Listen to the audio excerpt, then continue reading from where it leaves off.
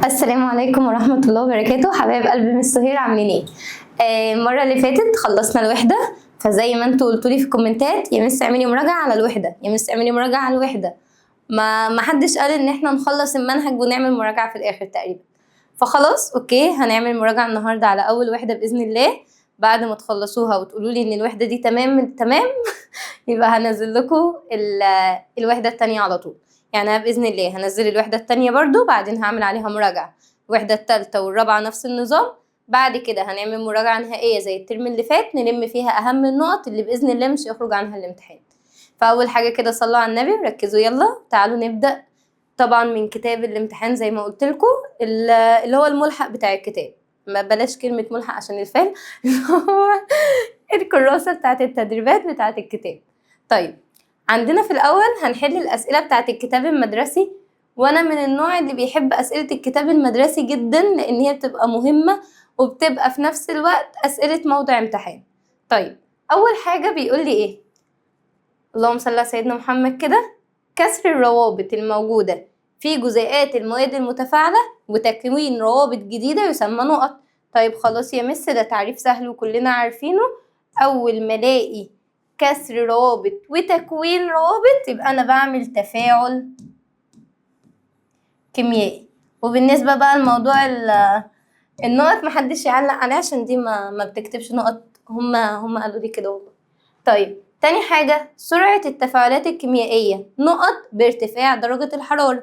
يعني من الآخر بيقول لي لو أنا زودت درجة الحرارة إيه اللي هيحصل لسرعة التفاعل؟ قلنا هتزيد، يبقى يزداد أو تزداد بارتفاع درجة الحرارة.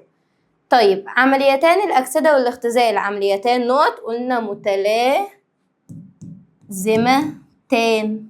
يعني ايه متلازمتان يا سنة تالتة؟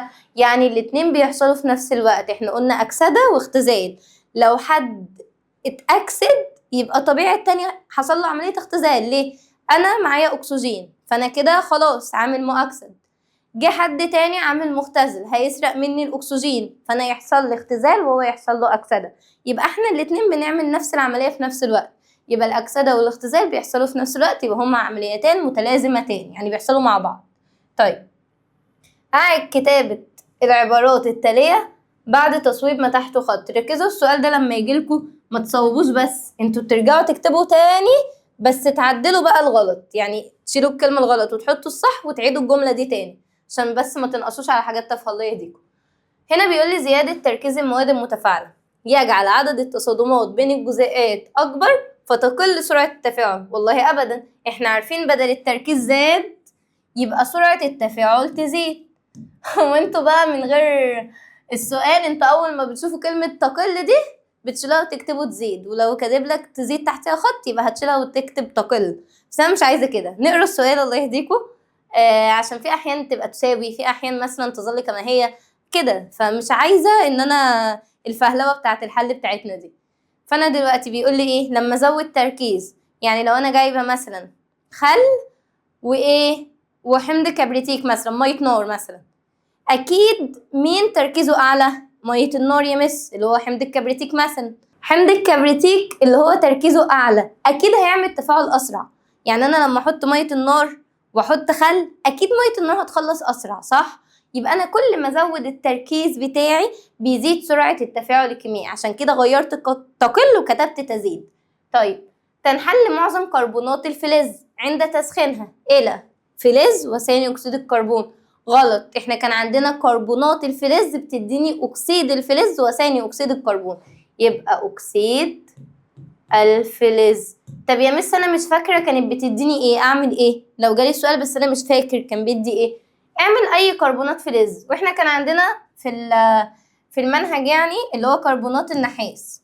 مش عارفه ايه اللي جاب النمبر 1 اللي اتكتبت دي. لو جيت اجرب على جنب اهو هكتب كربونات النحاس CuCO3. طب هتنحل، يلا كده Cu وتاخد معاها O يبقى CuO وبيطلع ثاني اكسيد الكربون. طب يا مس انا برضو مش عارف، انا كتبت دي ومش عارف ان ده هيطلع، اعرف منين؟ شو هو قايل لك هيطلع ثاني اكسيد الكربون ومش حاطط تحتها خط، يعني دي صح. طب ما انا اهو بلاش كاني ما كتبتش دي، Cu وCO3 وطلع ثاني اكسيد الكربون. شيل دولت من هنا، فاهمين قصدي؟ يعني شيل 2 او هيتبقى لك او، وشيل السي خلاص شلتها. مين اللي اتبقى؟ السي يو، يبقى اتبقى لي سي يو او اهي. يبقى تاني كده عشان ما نتلخبطش، لو انا مش فاكر بعمل معادله. طب انا مش فاكر اكتب ايه في المعادله؟ اعمل الانحلال الحراري عادي، ولو هو مديلك حاجه من النواتج اكتبها وشيلها من الاصل بتاعها، واللي اتبقى اكتبه. يعني كاني بقول لك 9 وطلع لي في الاخر 4، مين اللي اتبقى؟ هتقول لي ال5، شلت ال4 من ال9. نفس الكلام هنا. طيب خلصنا ده. يلا رقم 3، المركبات الأيونية تكون تفاعلاتها أبطأ، إن ما كانش أبطأ تبقى أسرع. وقلنا بلاش الحركة دي، بس إحنا عارفين إن الأيونية بتبقى بين أيونات بيتفككوا بسرعة، إنما التساهمية بين جزيئات فتفاعلاتها بطيئة، يبقى دي أسرع من دي. المصطلح العلمي التفاعلات الكيميائية التي يتفكك فيها المركب بالحرارة. يتفكك معناها حاجة بتنحل، بالحرارة يعني حراري، يبقى اسمها إيه؟ انحلال حراري. طيب التغير في تركيز المواد المتفاعلة والمواد الناتجة ده سرعة اهو التفاعل الكيميائي. مادة تزيد من سرعة التفاعل دون أن تستهلك العامل الحفاز، هو ده اللي كنت بحطه على التفاعل بتاعي، في الآخر بيطلع زي ما هو والتفاعل يخلص. طيب وهنا لو عايزة أبين إن أنا فاهم أكتر أو إن أنا فاهمة أكتر، هو قال لي تزيد، فممكن أكتب العامل الحفاز الموجب، لأن إحنا عارفين إن إحنا عندنا 2 عامل حفاز، عندنا موجب وعندنا سالب. الموجب بيزود سرعة التفاعل، إنما السالب بيقلل من سرعة التفاعل. طيب عملية كيميائية تكتسب فيها ذرة العنصر إلكترون أو أكثر. أنا كان عندي حاجتين، يا إما تفقد وده أكسدة، وتكتسب ده اختزان. فهنا بيقول لي إيه؟ تكتسب، يبقى اختزان، عملية الاختزان. وضح بالمعادلة الرمزية الموزونة. يلا بقى، والسؤال ده انتوا مش عارفة ما بتحبوش ليه، بس واحدة واحدة ونعرف نحله ازاي. قال لي تفاعل مية مع صوديوم، ببدأ كده يعني اعكسه. ادي الصوديوم Na، رمز المية H2O، عملت السهم. يلا ايه اللي هيحصل؟ Na تاخد OH، يبقى NaOH. دي التجربة اللي احنا عملناها على فكرة سنة تالتة وصورتها لكم. طيب اللي ما شافهاش يروح يشوفها، يلاقي فيديو التجربة محطوط لوحده، فيديو الدرس اللي هو مكتوب عليه الإحلال والأكسدة والاختزال محطوط لوحده برضو. يعني أنا الدرس الأول ده كنت شرحه على جزئين، أول جزء كنت شارحة الانحلال الحراري بس، تاني جزء مكملة. في التكملة دي أنا عاملة التجربة بتاعة الصوديوم. طيب وطلع لي غاز الهيدروجين اللي عمل صوت الفرقعة اللي احنا سمعناه. طيب يلا كده نشوف المعادلة موزونة ولا لأ. إن إيه داخلة 1 خارجة 1. الناس اللي بتقعد تقول لي يا مس بنتلخبط في الوزن، الوزن بخلي الداخل قد الخارج، لأن إيه واحدة هي، عرفت منين؟ عشان مش مكتوب جنبها حاجة، طالعة بواحدة. حلو. الاتش 2 أهي مكتوبة جنبيها، طالعة هنا ب2، وادي واحدة 3 مش موزونة، طالع هنا أكتر من اللي داخل، فهخلي دي زي دي. ما ينفعش أحط 1، لازم أحط فوق ال1، أحط 2 مثلا. يلا نرجع تاني، الاتش بقت داخله ب4، 2 في 2 ب4. طب وهنا بقت خارجه بكام؟ بقت خارجه ب2 بس، ادي 2 بس اهي وادي واحده، يعني خارجه ب3. فهاجي هنا هقوم حاطه 2. طب يلا كده نرجع تاني، الاتش 2 في 2 ب4، وهنا 2 وهنا 2 يبقى 4. طب الان ايه؟ هنا داخله بواحد وبقت خارجه ب2، يبقى احط هنا 2. بقت الان ايه داخله ب2 وخارجه ب2، والاتش بقت 2 في 2 ب4 وخارجه 2 و2 4، والاو هنا الاتنين دي بتاعتها برضو، فبقت داخله ب2، وهنا برضو الاتنين دي بتاعتها فبقت خارجه ب2. يبقى تاني وزن المعادله هكتبها تاني واوزنها معاك اهو عشان الناس اللي بتتلخبط.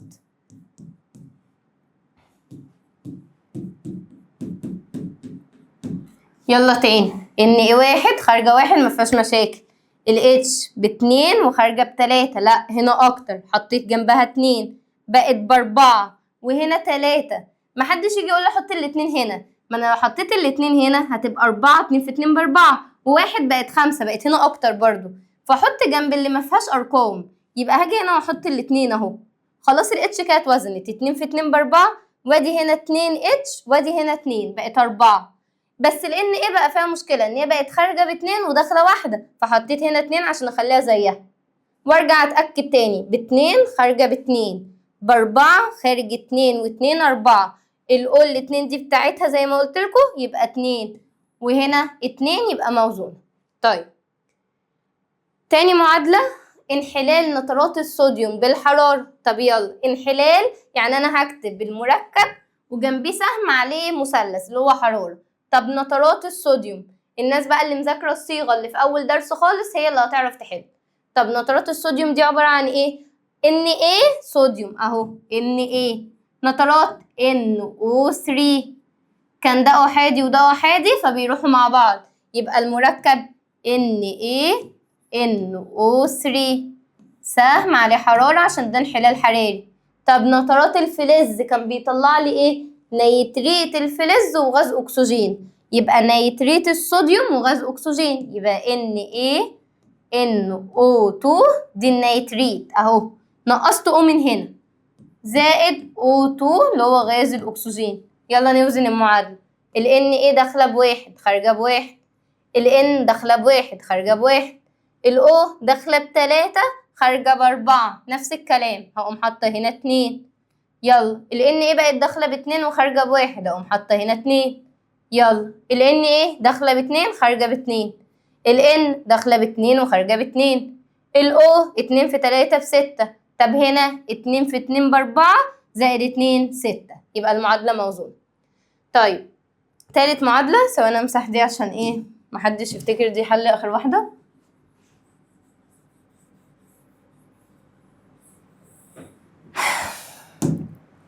تالت معادلة بيقول لي اثر وضع شريط مغنيسيوم في محلول كبريتات النحاس. يلا واحدة واحدة. مغنيسيوم Mg، كبريتات النحاس نحاس Cu، كبريتات SO4 يبقى CuSO4. طب يلا واحدة واحدة كده. المغنيسيوم ده كان تاني واحد في السلسلة اللي هي السلسلة بتاعت متسلسلة النشاط الكيميائي، كان تاني واحد المغنيسيوم صح؟ لا كان تالت واحد، كان بوتاسيوم صوديوم مغنيسيوم. طيب المغنيسيوم ده نشط والنحاس ده كان تحت خالص، فانا عايزه اشوف هيعرف يحل محله ولا مش هيعرف. مش ده اللي كان فوق يبقى هيحل محل ده، يبقى الام جي تيجي هنا مكان السيو، يبقى هيبقى ام جي، شيل بقى دي نزل الباقي SO4 زائد CU هيترسب. طيب تفاعل حمض الهيدروكلوريك مع هيدروكسيد الصوديوم، المعادلة دي مهمة كان اسمها تفاعل التعادل إحلال مزدوج. يلا كده هيدروكلوريك HCl، هيدروكسيد الصوديوم NaOH زائد قلنا HCl، يبدلوا مع بعض. يلا نرقم 1 2 1 2، الأول ياخد التاني يبقى NaCl زائد الأول ياخد التاني H و H يبقى H2 والO يبقى زائد H2O. وقلنا تفاعلات التعادل مهمة، حمض وقلوي يدي ملح ومية، ادي الحمض ادي القلوي ادي الملح ادي المية. طيب فسر ما يأتي. تصاعد فقاعات غازية عند وضع قطعة ألمنيوم في حمض الهيدروكلوريك المخفف. يلا كده حطيت ألمنيوم في حمض اللي هو ألمنيوم Al، حمض الهيدروكلوريك اللي هو HCl. علشان الألمنيوم هيحل محل مين؟ الهيدروجين، يبقى هقول له بسبب، اكتبوها انتوا بقى، بسبب إحلال الألمنيوم محل الهيدروجين. بس كده. تاني حاجة تفاعل حمض الهيدروكلوريك مع برادة الحديد أسرع من تفاعله مع قطعة الحديد المساوية لها في الكتلة. يعني لو أنا جبت حتة حديد وحديد بودرة، قال لي البرادة دي أسرع. طب ليه أسرع؟ قلنا كل ما مساحة السطح تزيد كل ما سرعة التفاعل تزيد، يبقى أنا هقوله بسبب زيادة مساحة السطح. 3 حفظ الأطعمة في مجمد الثلاجة. ليه بنحط الطعام في التلاجة؟ قلنا علشان كلما انخفضت درجة الحرارة قلت سرعة التفاعل الكيميائي، فبيقل سرعة تفاعل البكتيريا مع الطعام، فبنحفظ الطعام. طيب قارن بين الإحلال البسيط والإحلال المزدوج. البسيط حاجة واحدة بتحل محل حاجة واحدة، عنصر محل عنصر. إنما إيه ده؟ أنا إيه اللي جابني هنا؟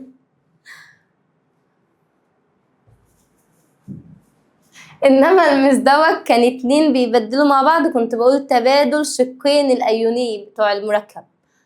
طيب تاني حاجة أكسيد الفلز وهيدروكسيد الفلز، أقارن بينهم إزاي؟ أكسيد الفلز لما كان بينحل، إحنا قلنا الكلام ده في الانحلال الحراري، لما كان بينحل كان بيديني فلز وأكسجين. طب هيدروكسيد الفلز كان بيديني أكسيد فلز وبخار ماء. طيب نكمل. ده برضو النموذج العام بتاع الوحدة، هحله معاكم. يبقى أنا كده حليت معاكم النموذج العام بتاع الكتاب المدرسي والنموذج العام بتاع كتاب الامتحان. اختر الإجابة الصحيحة، وركزوا هنا عشان الأسئلة بتاعت اختر حلوة قوي وفيها أفكار حلوة. بيقول لي هنا إيه؟ عند تفاعل المركب الصلب الناتج من تسخين كبريتات النحاس. طب بصوا، قبل ما أحل الأسئلة هنا هقول لكم حاجة. لما تيجوا تحلوا حتى لو سؤال اختر او اكمل اي حاجه، حتى لو سؤال حاسين ان هو صح وغلط سهل ماشي، تعملوا ايه؟ اقروا السؤال واحده واحده، افهموا عايز ايه، امشوا خطوه خطوه هتوصلوا للنتيجه. يعني بلاش حد يقرا السؤال اللي هو تفاعل كذا مع كذا وعايز بقى النتيجه في الاخر الحل، مش هتعرفوا. فنقرا واحده واحده على الاقل من المعنى. طب تاني، تفاعل المركب الصلب ماله؟ الناتج من تسخين كبريتات النحاس. قبل ما اكمل، هو ايه المركب اللي بيطلع من تسخين كبريتات النحاس؟ انا معرفش. يبقى هرجع كده واقول كبريتات النحاس دي رمزها ايه؟ CuSO4. طيب لما بتتفكك بتديني ايه؟ CuO، تمام، اكسيد النحاس، زائد SO3 ثالث اكسيد الكبريت. طب ده غاز، هل ده صلب؟ لا. يبقى مين الصلب؟ اكسيد النحاس الاسود يا مس. طب اكسيد النحاس ده تمام، يبقى انا المركب الصلب اللي هيتفاعل هو اكسيد النحاس، هكتبه اهو CuO. طب هيتفاعل مع مين؟ قال لي مع الهيدروجين. حلو، يبقى مع H2. دي معادله انا عارفاها، ده هيطلع الCu لوحده والH2 هتاخد الO، يبقى حصل للH2 عمليه اكسده وخدت الO واتاكسدت، والنحاس اتسرق منه الO وطلع لوحده وحصل له اختزال، يبقى دي عملية أكسدة وعملية اختزال أهو. طيب تاني حاجة، عند إضافة محلول كبريتات النحاس، يلا لسه قايلين رمزه CuSO4 إلى هيدروكسيد الصوديوم، هيدروكسيد OH، صوديوم Na والاتنين أحادي يبقى NaOH. يلا نبدل، 1 2 1 2، الأول ياخد التاني يبقى CuOH. طيب زائد التاني ياخد الأول، التاني هنا ياخد الأول هنا يبقى NaSO4 NaSO4. ده اللي بيترسب اللي هو هيدروكسيد النحاس اللي كان لونه أزرق. طيب يبقى أنا هدور على هيدروكسيد النحاس أهي. أي المركبات التالية لا ينتج عن انحلالها عنصر على الأقل؟ يعني مين في دول ما يطلعليش عنصر؟ يعني ايه عنصر؟ عنصر يعني حاجة لوحدها. احنا كان عندنا حاجة كده انتوا خدتوها تقريبا في أولى إعدادي، حاجة اسمها عنصر وحاجة اسمها مركب. عنصر زي مثلا لما أقولك O2 H2 N F، دي عناصر. مركب لما أقولك SO3 مثلا CuO كده، دول مركبات. يبقى كذا حاجة مع بعض مركب، حاجة لوحدها ايه؟ عنصر. فهنا بيقول لي مين في دول مش هيطلع عنصر، يعني من الآخر هيطلع مركبات بس، هيطلع حاجات كبيرة كده بس. تعالوا نجرب. كبريتات النحاس كان رمزها CuSO4، لسه قايلين بتتفك تدي CuO زائد SO3. طيب ده كبريتات النحاس، تعالوا كده نشوف هو طلع لي ايه وايه. طلع لي CuO ده مركب وSO3 مركب، هو كده كده هختاره، بس تعالوا نتأكد. نترات الصوديوم NaNO3 لما تتفكك NaNO2 زائد O2. O2 ده يمس ايه؟ لسه قايلين اهو ده عنصر، ده حاجة لوحدها، يبقى انا مش هختاره، اصل هو عايز اللي مش هيطلع عنصر، يبقى انا مش هختار ده. تعالوا نشوف خامس اكسيد النيتروجين. خامس اكسيد النيتروجين كان NO5 N2O5، كان بيتفكك ويديني ثاني اكسيد النيتروجين NO2 واكسجين. طب ما هو ده عنصر يبقى مش هختاره، انا مش وزن المعادله بس كده مش محتاجه الوزن. طب يلا اكسيد الزئبق HGO، كان بيتفك يديني HG و O. طب ما ده عنصر وده عنصر يبقى برضو مش هختاره. يبقى مين اللي طلع لي مركبات؟ هو اول واحد اهو، طلع لي حاجتين عباره عن مركبات، ما تطلعليش عناصر، يبقى ده اللي هختاره. طيب من الاشكال المقابله، ما رقم الانبوبه التي تتكون فيها فقاعات غازيه؟ يعني ايه فقاعات غازيه؟ يعني يتصاعد غاز. حلو. ايه رقم الانبوبه اللي هيطلع فيها غاز عند اضافه المسحوق لحمض الهيدروكلوريك؟ طب واحده واحده. التلاتة فيهم HCl، تمام. يبقى بص فوق بقى، دي فيها Na2CO3. طيب CO3 ده معناها ان هيطلع معايا غاز اصلا ثاني اكسيد الكربون، يبقى خلاص دي اللي هيطلع فيها غاز، بس اكمل يمكن يطلع في واحده تانية. طب المعادله دي ده قلوي وحمض، ده معادله تعادل، كانت بتطلع ملح وميه، مفيش غاز في الموضوع. طب ده نحاس اصلا وده هيدروجين، ده النحاس بعد الهيدروجين ما بيحصلش تفاعل، لا يحدث تفاعل، يبقى اللي هتطلع غاز الأنبوبة رقم 1، يبقى أهي رقم 1. طيب نوع التفاعل الحادث في الأنبوبة 2، أنا لسه قايلة ده تفاعل التعادل اللي هو كان تفاعل إحلال مزدوج بين قوسين كده تعادل. طيب بيقول لي يتفاعل الصوديوم مع الماء مكون محلول قلوي. اكتب المعادلة. طب يلا كده، صوديوم ومية Na مية H2O، لسه عاملين المعادلة دي فوق يا سنة تالتة، هيديني هيدروكسيد الصوديوم NaOH زائد الهيدروجين اللي بيشتغل بفرقعة زائد هيت اللي هي الحرارة اللي بتحصل أثناء التفاعل ده. طيب المعادلة طبعا مش موزونة، ال H ب2 وخارجة ب3، ادي 1 وادي 2 3، فهحط هنا 2، هتبقى هنا 4 وهنا 3، فهحط هنا 2 فهحط هنا 2. اللي مش فاهم الوزن يرجع، أنا شرحها فوق بالظبط. طيب الوسادة الهوائية من وسائل الأمان في السيارات، أجب عما يلي. اذكر فكرة عملها. الوسادة معمولة حسب إيه؟ أنا هقول وأنتوا بكتبوا.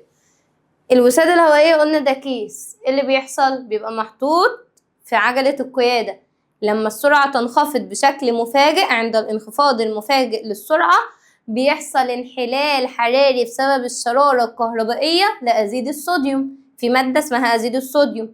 لما أنا بفرمل مرة واحدة بيحصل زي شرارة كهربية كده بتخلي المادة دي تنحل، وبتطلع غاز النيتروجين اللي بينفخ الوسادة الهوائية عشان تحميني وتقلل سرعتي أثناء التصادم. طيب دلل على سرعة التفاعل الكيميائي بها، كانت بتنتفخ في فترة قصيرة بسرعة فائقة 40 ملي ثانية، يبقى سرعتها دي سريعة جدا، دي بتاخد 40 ملي ثانية بس. طيب صوب ما تحته خط. تفاعلات ايه بتبقى ما بين محاليل الاملاح مصحوبة بتكوين رواسب، املاح ملح وملح، يعني اتنين بيبدلوا، يعني احلال، بس احلال ايه بقى؟ مزدوج، يبقى احلال مزدوج. طيب يخرب بيت النقطة. تفاعلات المركبات الايونية السريعة لانها تتفكك كليا. ايه ده، هو في نقط هنا؟ طب نبقى نكتب هنا. تفاعلات المركبات الأيونية سريعة لأنها تتفكك كليا عند ذوبانها في الماء إلى، بالله عليكم اسمها أيونية، يبقى بتتفكك لإيه؟ لأيونات. بيت النقطة ماشي. أكسيد الزئبق لونه فضي؟ لأ، ده الزئبق بس اللي لونه فضي، إنما أكسيد الزئبق كان لونه أحمر. طيب الشكل ده أقسم بالله وأنا صغيرة كنت بشوفه يجيلي سلعة. والله يجوا يهدوني، هي مالها شافت الشكل ده، كنت بحب الحاجات دي بجد، كان بتعقد بقى اللي هو بحس ان انا بلعب فوازير، انا عايزه احله وانام في ايه يا جدعان. بس دلوقتي بقى بحسه لذيذ بصراحه. فانتوا انا عارفه ان انتوا لسه اكيد مش حابين الموضوع، بس واحده واحده امشوا بالخطوات كده وهتحبوه، والله لذيذ قوي جميل. بيقول لي هنا ايه؟ Mg زائد حاجه معرفش اسمها ايه مخفف دي بتتقال على الاحماض، يبقى اكيد ايه دي حمض صح، لانه حمض يا اما مخفف يا اما مركز، تمام. وطلع MgCl. ايه ده يعني اللي هنا دوت فيه كلمه Cl، وحمض. طب انهي حمض اللي فيه Cl ده؟ هو مفيش غيره HCl بس كده. يبقى انا جبت اول حاجه اهو. يبقى تاني Mg زائد HCl. تعالوا بقى نكمل المعادله. طلع MgCl2. خلاص الMg طلعت والCl طلعت. يبقى مين اللي اتبقى؟ اللي ما طلعش الH. يبقى تاني كده انا كل اللي عملته ايه؟ انا عندي Mg وطلع حاجه فيها Cl ومكتوب مخفف، فانا عرفت ان هو حمض. يبقى خلاص حمض ال HCl هشطب على اللي طلع هنا. مش ال Mg طلعت اهو والCl طلعت اهو، مين اللي اتبقى؟ ال H. يبقى هطلعها هنا. يبقى هنا H2. تعالوا ننزل نحل اللي تحت بنفس الطريقه. ماده زرقاء. ايه مس ماده زرقاء دي؟ انا في مليون ماده زرقاء، بس عندكم انتوا مفيش. انتوا خدتوا اللي هي كان كبريتات النحاس هي اللي كان لونها ازرق. طب انا يا مس مش فاكره. خلاص ما تفتكريش يا قلبي. بصي كده هنا ايه؟ ثالث اكسيد الكبريت. كبريت يعني هنا كان في كبريت. طب ما خلاص بقى هنسهل ايه اكتر من كده؟ بيقول لك كبريت وازرق يبقى كبريتات النحاس، يبقى CuSO4. طيب كان مين بيطلع تاني غير ثالث اكسيد الكبريت؟ تعالوا نشطب على اللي طلع من هنا 3 من الأو. يعني هشطب على الأو دي بس اتبقى لي أو. الإس طلعت هشطب عليها. خلاص كده اتبقى لي ايه بقى ما طلعش؟ Cu وO. يبقى هكتب هنا CuO اللي هو أكسيد النحاس. طيب يلا كده ده زائد ده CuO زائد H2 دي معادلة أكسدة واختزال. طب يلا كده هو مطلع لي هنا ايه؟ H2O. هشطب على اللي طلع هنا. هشطب على ال H2 هشطب على الأو. يبقى اتبقى مين؟ الCu. يبقى إكس ده Cu. يبقى في مشاكل؟ انتوا بس لو عرفتوا تمشوا هتكملوا الباقي. كل اللي تعملوه شوفوا اللي طلع اشطبوا عليه من اللي داخل واكتبوا الباقي، وانتوا بقى زي ما قلت لكم كده. طيب اكتب الصيغه الكيميائيه ال A وال D. يلا A فين A دي اصلا؟ فين A؟ اهي HCl. D فين D اهي CuO. نوع التفاعل 2 و3. فين 2 اهو؟ ده فيه حرارة وحاجة اتفككت يبقى انحلال حراري. طب يلا وايه تاني؟ وتلاتة فين 3 اهو؟ ده اكسدة واختزال. ده كان معهوش O طلع معاه، دي كان معاها O طلعت من غيرها. يبقى اكسدة واختزال. انا عاملة الشرطة دي يعني اقسموا انتوا بقى النقط. خدوا نقطة للخ ونقطة ونقطتين للت ونقطة للزين، بس عشان هنا بصوا متعملش نقط. طيب نكمل. بيقول لي ماذا يحدث عند وضع قطعة من النحاس في محلول كبريتات المغنيسيوم؟ يا لهوي بالي لو السؤال ده جالكوا هتقعدوا بقى ايه ما خدناهوش وصعب وبتاع. السؤال تافه قوي. بيقول لي ايه؟ نحاس ايه ده؟ نحاس وكبريتات مغنيسيوم. طب هو اصلا يعني النحاس بيحل محل المغنيسيوم؟ ده المغنيسيوم ده فوق والنحاس تحت في اخر متسلسلة النشاط الكيميائي، فمش هيحل محله. يبقى انا هقول له لا يحدث تفاعل. طب يعني انا لو جالي يمس سؤال زي كده وقال لي حاجه اتحطت في حاجه لازم ارجع لمتسلسله؟ امال انتوا خدتوها ليه؟ طب يا مس انا مش عارفه احفظها دي طويله. هقول لكم على الطريقه بس في اخر الفيديو، مكافاه للناس اللي بتكمل فيديوهاتي دي. هقول لكم على الطريقه في الاخر بس عشان اكمل شرح.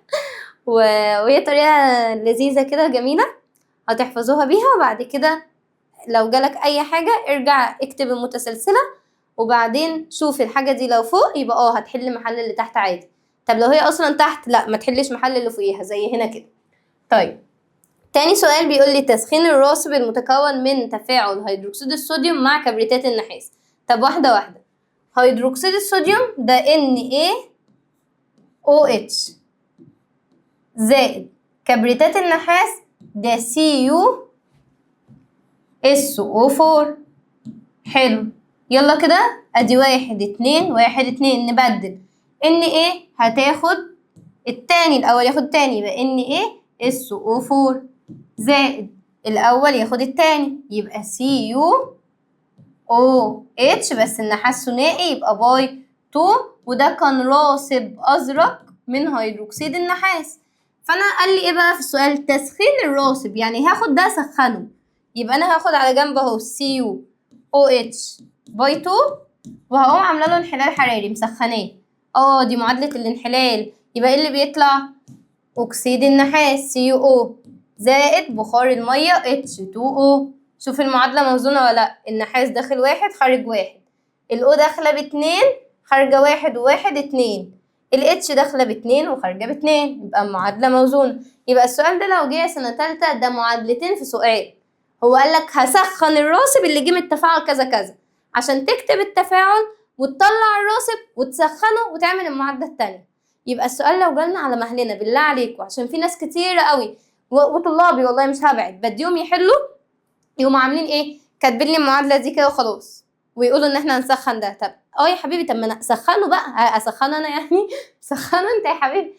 يبقى انا هاخد ده سخنته اهو طلع لي معادلة تانية. اكتب المصطلح العلمي عملية كيميائية تفقد فيها ذرة العنصر الإلكترون أو أكثر، بدل تفقد يبقى أكسدة. طيب، علبة معدنية توجد في السيارات الحديثة لمعالجة الغازات الضارة، ده كان المحول الحفزي. مركب كيميائي لونه أبيض عند تسخينه يتحول لأبيض مصفر، ده كان نترات الصوديوم. كان لما بنسخنه بيديني نيتريت الصوديوم اللي كان لونه ايه؟ أبيض مصفر، إنما نترات الصوديوم لونه أبيض. طيب، من الشكل المقابل، السؤال ده جميل أوي. أي التفاعلين بالأنبوبتين يلزموا كمية أقل من الطاقة، يعني عايز الأسرع من الآخر، عايز اللي هينجز على طول. طب الاتنين فيهم إيه؟ عامل لي سهم أهو على الاتنين وقال لي فيهم فوق أكسيد الهيدروجين، تمام. بس واحد فيهم اللي هي الأنبوبة واحد دي محطوط فيها ثاني أكسيد المنجنيز العامل الحفاز اللي بيزود سرعة التفاعل، يبقى أكيد واحد. ليه؟ لأن بها عامل حفاز، واكتبوا اسمه بقى اللي هو ايه؟ ثاني اكسيد المنجنيز. طيب، اكتب المعادلة الكيميائية التي تعبر عن تأثير الحرارة على كربونات النحاس ثم وضح طريقة الكشف عن الغاز. يلا كده، كربونات النحاس، نحاس Cu، كربونات CO3، هعمل لها حرارة انحلال حراري بيطلع أكسيد النحاس CO وثاني أكسيد الكربون. الناس اللي مش عارفة ازاي بتعمل المعادلة ترجع لأول فيديو عندي. طيب، السي يو ادي اهو واحد طلع واحد، السي واحد طلع واحد، الاو تلاتة ادي واحد واتنين تلاتة، المعادلة موزونة. طيب، عايز ايه؟ طريقة الكشف عن الغاز، يعني عن ده، عن ثاني اكسيد الكربون، بكشف عنه ازاي؟ كان بيعكر ماء الجير الرائق. قارن بين اكسيد الفلز وهيدروكسيد الفلز من حيث الانحلال. اكسيد الفلز كان بيطلع لي ايه وايه؟ بيطلع فلز وغاز اكسجين. طب هيدروكسيد الفلز كان بيطلع اكسيد الفلز وبخار الماء. طيب، انتوا لما تيجوا تكتبوها بقى اهروا كتير. يعني ايه؟ ينحل اكسيد الفلز بالحرارة الى الفلز ويتصاعد غاز الاكسجين، بينما ينحل هيدروكسيد الفلز بالحرارة الى اكسيد الفلز ويتصاعد بخار الماء. طيب، غاز الأكسجين وغاز الهيدروجين من حيث كيفية التمييز بينهما. الأكسجين كان بيزيد من التوهج لعود الثقاب، لو قربت عليه عود ثقاب بيولع أكتر، إنما الهيدروجين كان بيعمل اشتعال بفرقعة لعود الثقاب. طيب، صح ولا غلط؟ تفاعل الزيوت مع الصودا الكاوية سريعة جدا؟ لأ، دي كانت بطيئة نسبيا، يبقى بدل سريعة جدا بطيئة نسبيا. وحدة قياس تركيز المتفاعلات والنواتج مول لكل لتر. يقل عدد التصادمات بين جزيئات المواد المتفاعلة برفع الحرارة، يعني لما سخن التصادمات تقل، يعني التفاعل يبقى أبطأ؟ أكيد لأ، يبقى غلط. يبقى ديت أخليها خفض أو أخلي دي يزداد. الشكل المقابل يمثل، بصوا بقى السؤال ده مهم وجاي في الامتحان، سيبوكم من الحروف ولا الرموز دي، بس بيجي نفس الرسمة دي. بيقول لي ايه؟ يمثل علاقة بين تركيز وزمن واكتب معادلة تعبر عن التفاعل. طب واحدة واحدة، بصوا على الرسمة، في حاجات بتقل، في حاجة بتزيد، وفي حاجة ثابتة. طب يا مس أعرف منين؟ بصوا كده يا سنة تالتة، اللي بيقل ده المتفاعلات واللي بيزيد ده النواتج. طب الثابت اللي كان كتلته ما بتتغيرش كان العامل الحفاز. يبقى تاني، اول ما يجي لي رسمه بيانيه هبص على السهم اللي بيقل، الشكل اللي بيقل، يبقى ده متفاعلات يعني اللي قبل السهم. طب اللي بيزيد ده النواتج اللي بعد السهم. طب اللي ما اتغيرتش ده العامل الحفاز. طب تاني كده، هنا مين اللي بيقل في الرسمه دي؟ ثاني اكسيد الكبريت اهو هو اللي بيقل، والاكسجين بيقل معاه، يبقى دول متفاعلات، يبقى انا هكتبهم قبل السهم. ثاني اكسيد الكبريت زائد O2، وهعمل السهم اهو. اطلع النواتج، مين اللي طلع؟ ثالث اكسيد الكبريت، يبقى اهو كتبته. طيب ده ما اتحركش من مكانه ولا زاد ولا قل، العامل الحفاز ده بيتكتب فين؟ بيتكتب فوق السهم زي ما هو كده، مالكش دعوه بيه. طيب ولا بدخله معايا في وزن ولا ليه اسم ولا اي حاجه، هو كده. طب يلا نشوف المعادله موزونه ولا لا. الاس 1 خارجه 1، الاو 4 2 و2 اهم، وخارجه 3، لا مش موزون، يبقى احط هنا 2. بقت الاس خارجه ب2 داخله واحده، يبقى احط هنا 2. يبقى تاني الاس داخله ب2 خارجه ب2.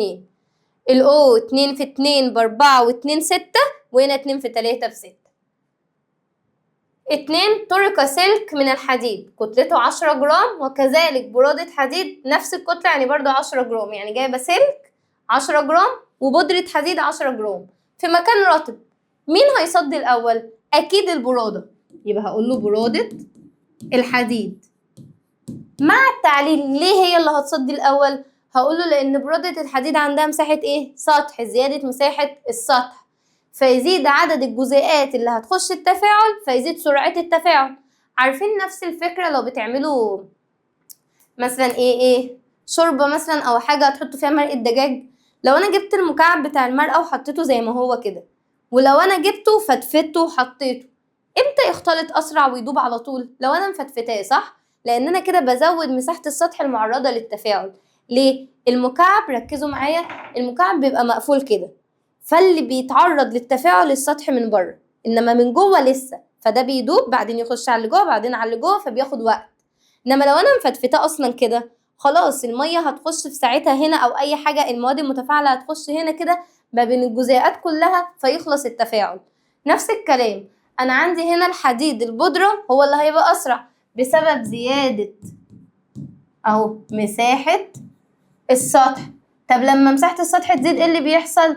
هقول له يزداد عدد الجزيئات المعرضة للتفاعل. طب لما عدد الجزيئات يزيد اللي هتتعرض للتفاعل ايه اللي يحصل؟ فيزداد سرعة التفاعل.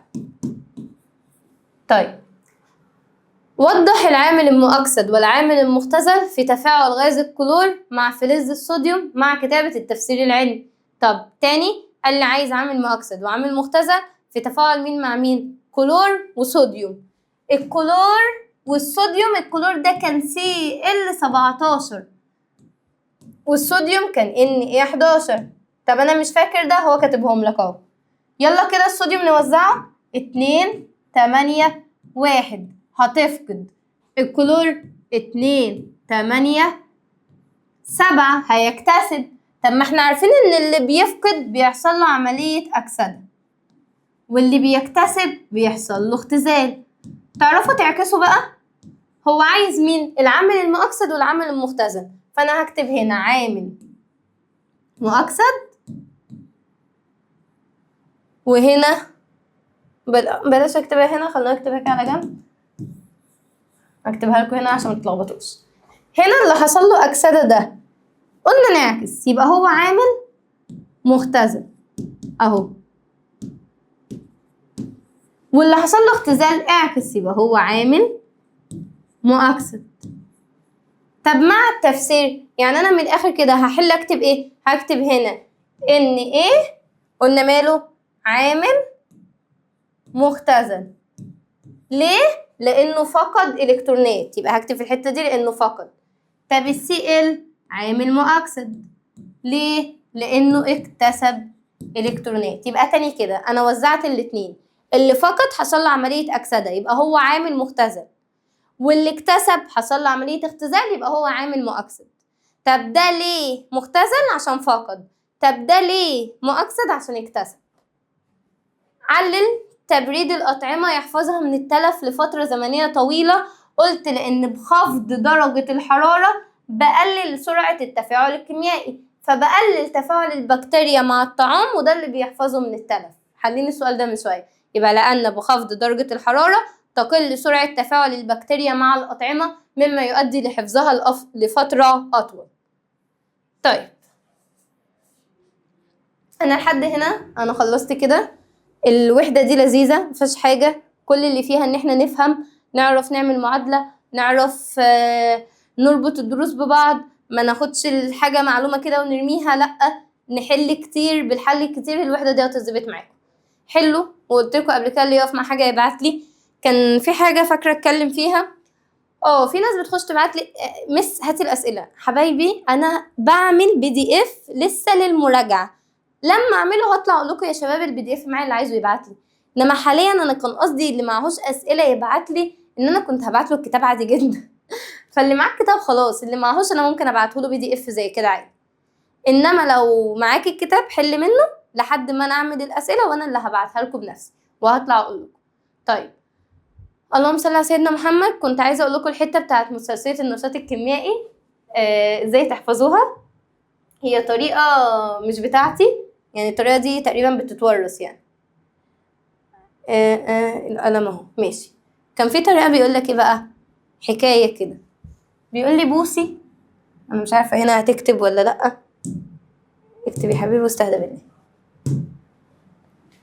اهو بوسي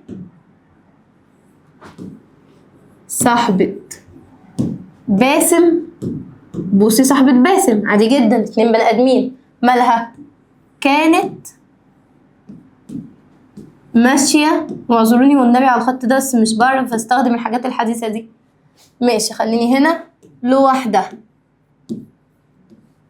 ايه اللي حصل؟ خالد حبها، منطقي جدا. طيب قالت له اهو، قالت له روح هاتلي نحاس زي الفضة، بلاش دهب.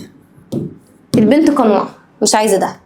يبقى تاني كده القصة بتقول ايه؟ بوسي صاحبة باسم كانت ماشية لوحدها، خالد حبها قالت له روح هاتلي نحاس زي الفضة بلاش دهب. طيب دي انا من وانا قدكم والله كنت مذاكرة مسلسلات النشاط بيها. طب بعد ما حفظت الأغنية الجميلة دي يا مس أعمل إيه بقى؟ بوسي ب يبقى بوتاسيوم أهو، صاحبة صاد يبقى صوديوم. خلينا أكتب بلون تاني عشان إيه تميزه. استنوا أهو بوتاسيوم، صاد قلنا صوديوم، باسم ديت باريوم، كانت دي كالسيوم، ماشية مغنيسيوم، لو دي ألمونيوم، خالد خرسين، حبها دي حديد، قاف قولوا انتوا بقى قصدير، ر اللي هي روح، ثواني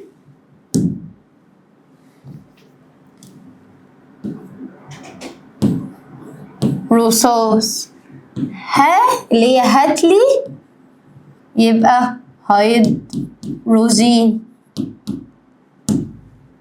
نحاس نحاس زي ما هو، زين اللي هي زئبق، فضة فضة زي ما هي، بلاش دي اللي هي بلاتين، والذهب زي ما هو. يبقى تاني كده تاني الأغنية بتقول ايه؟ بوسي صاحبة باسم كانت ماشية لوحدها خلت حباها قالت له روح هاتلي نحاس زي الفضة بلاش دهب. انا يا جماعة مبحبش الطريقة دي بجد، بس انا كنت قلت اقولها لكم خلاص بقى. طيب تاني كده عرفنا الأغنية حفظناها، ونطلع أول حرف نطلع منه العناصر بس. يبقى أنا كل أول حرف أطلع منه اسم العنصر بتاعي. في مشاكل؟ يا رب بقى تكونوا مرتاحين إن أنا قلت الطريقة دي، عشان في ناس بعتتلي على الواتس يا مس قولي لنا طريقة وما تقولناش طريقة، وأنا واحدة ما بحبش أصلا وبتريق على المدرسين اللي بيطلعوا يعملوا كده فإيه قلتها علشان خاطركم والله. ف بالتوفيق يا حبايب قلبي من سهير، وربنا معاكم يا رب، واشوفكم على خير باذن الله الفيديو الجاي. وانتوا خلصوا اللهم صل على سيدنا محمد، خلصوا الوحده وذاكروا عليها كويس، وانا هعمل عليها امتحان او بالفعل عملته، ممكن ابعته لكم تحلوه وتبعتوا لي واقول لكم مثلا الدرجه ايه او كده. ماشي. اخر حاجه يا حبايب قلبي، ذاكروا بقى الوحده كويس، حلوا عليها، لو في حاجه وقفت معاكم ابعتولي، اكتبوا لي الحاجه اللي انتوا شايفينها صعبه، وباذن الله هنزل لكم الوحده التانية على طول. وربنا معاكم يا رب بالتوفيق، وهتوحشوني وبحبكم. باي باي.